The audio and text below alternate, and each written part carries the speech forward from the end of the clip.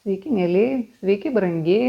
Čia Tiško kanaliukas, mūsų 3 laida ir šiandien mes ją vedame dviese su mano padėjėja ir patarėja Brukne.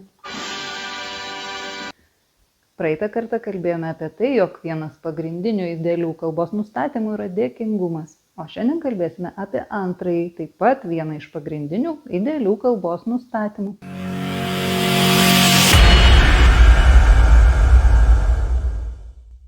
Taigi, kartą į kaimelį atėjo Elgeta, beldėsi į vienas duris, prašo maisto, gauna bulvių lupenų, beldžiasi į antras duris, vėl prašo maisto, gauna pašvinkusios mėsos, beldžiasi į trečias duris, vėl prašo maisto, gauna supelijusios duonos ir tik tai visai jau išeidama iš kaimelio pasibeldusi į paskutinės duris buvo priimta kaip tikras svečias, pavaišinta ir pienu, ir duona, ir medumi.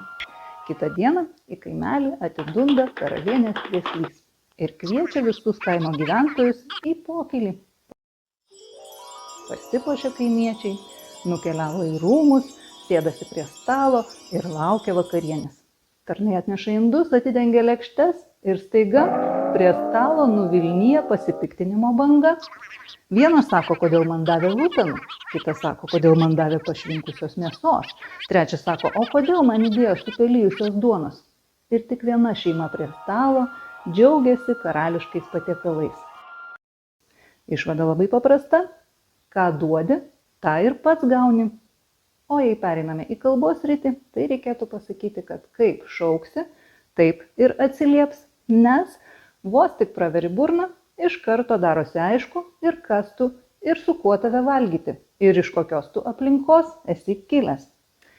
Manau, kad puikiai tą pailiustruos vienas pavyzdys. Jeigu išgirstumėte žmogų sakant, žinai, aš turbūt nepažįstu tavęs, bet aš iš tų laikų, kai iš Australijos buvo atvažiavęs toks Petraitis. Vienas pavyzdys. Antras pavyzdys būtų toks. Agirč, bahuriuks, trauki letnes nuo mano golfiuką. Manau, kad abu pavyzdžiai kalba patys už save ir nieko daugiau sakyti nereikia. Tuo labiau, kad ir Talmudo legendų knygoje taip pat yra sakoma, kad tavo artikuliacija parodo, kas yra tavo mokytojas. Taigi, kaip kalbėsi, taip į tave ir žiūrės. Na, o jei jau kalbame apie rašytinį tekstą, tai rašytinėme tekste artikuliacijos atitikmuo yra rašyba ir stilius. Puikiai žinote, kad dirbu vertėjų biure magistrai ir ten dažnai klientai skambina ir sako, žinote, šitas tekstas tai turi būti parašytas labai gražia britų anglų kalba.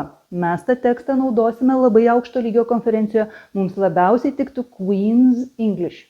Įsiklausykite, Queen's English. Ką tai reiškia? Kalba, jos stilius turi būti pritaikytas net karalienės ausiai.